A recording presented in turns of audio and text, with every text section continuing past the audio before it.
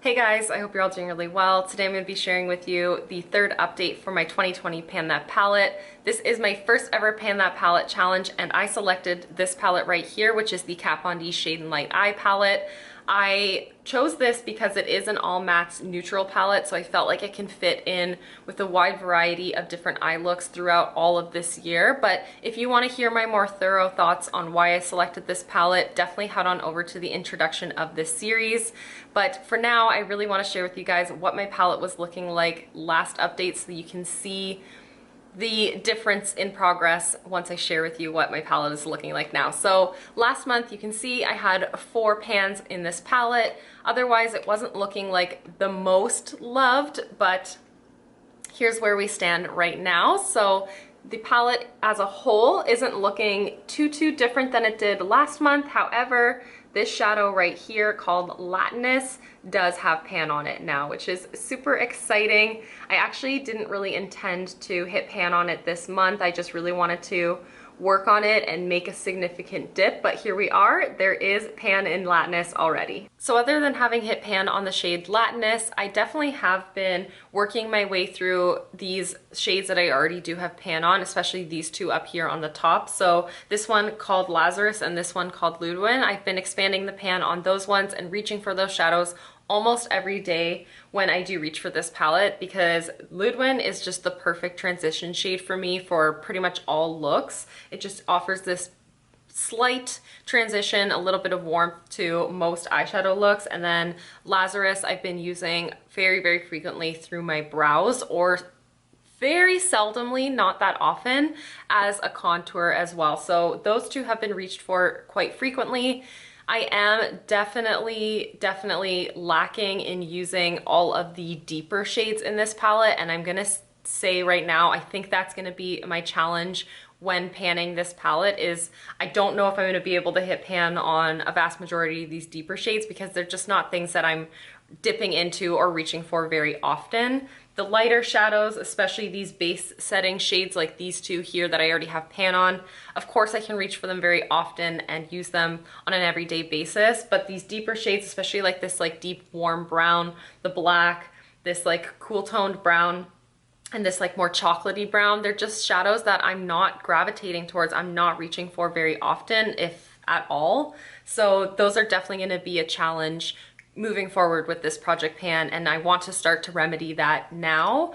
I don't think I'll be able to hit pan on any shadow in the coming months for a while, just because these are shadows that I'm going to need to use them more frequently than I've had to use these lighter shades in order to hit pan on them. So that's definitely going to be a challenge for me, but I am looking forward to trying to hit pan on more shadows in this palette in the coming months for sure. However, with all that being said, I'm still really happy with my progress this past month. I actually managed to use up 1.29 grams of product, so I'm still on par with that 1 gram of product use every single month. I'm really trying to keep that momentum going. Over the past 4 months, I've actually managed to use up 3.9 grams, so just under 4 grams of product used, and the advertised weight as the whole of this palette is 16.8 grams. So I am nearly a quarter of the way through this palette based on the advertised weight. So I am feeling like I'm really on track of where I'd like to be with this palette, but I just love to start seeing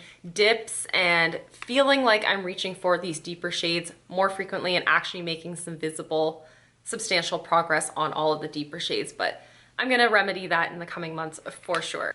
So I'm really happy that I did decide to work on this palette. I'm feeling really motivated with the amount of progress that I have made through this palette, and I still feel like it's a good decision to work on this palette, to try to work it out of my collection, because I don't want to support Kat Von D Beauty anymore. However, about a month ago, I think just after I had filmed my last update for this Project Pan, news came out that Kat Von D actually stepped down from Kat Von D Beauty, and that the brand was being rebranded by Kendo. So Kendo ended up purchasing out all of the shares, I believe, and they were already the parent company for Kat Von D Beauty, but now they've changed the name to KVD Vegan Beauty, and the brand as a whole, I don't think is going to change all that much. Obviously, Kat Von D is not going to be a part of it. She's not going to be the kind of spokesperson or the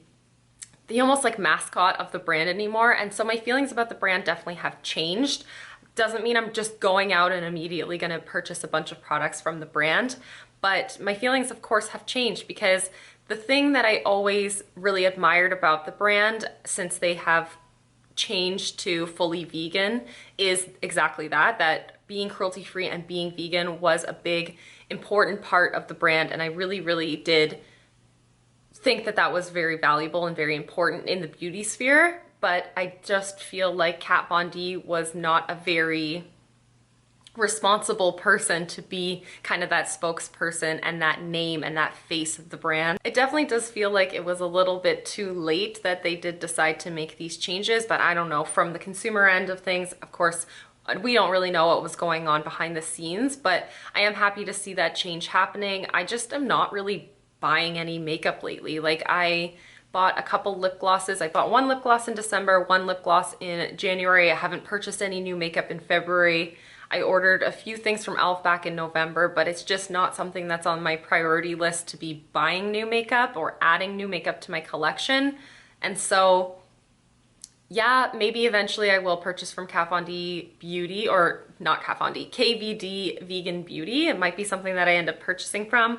But because this does still say that name Kat Von D, and this was something that I purchased and acquired in the time that Kat Von D was the spokesperson and the face of the brand, I do feel like I need to still continue to work this out of my collection, and I'm not regretting my decision to do so. I just really wanted to touch on that here at the end of this video. Anyways, that is absolutely everything for today's video. I know I just rambled like crazy. So thank you guys so much for watching. If you stuck it through and you made it to this point, thank you so much for watching and for hanging out with me, and I'll see you in the next one. Bye guys.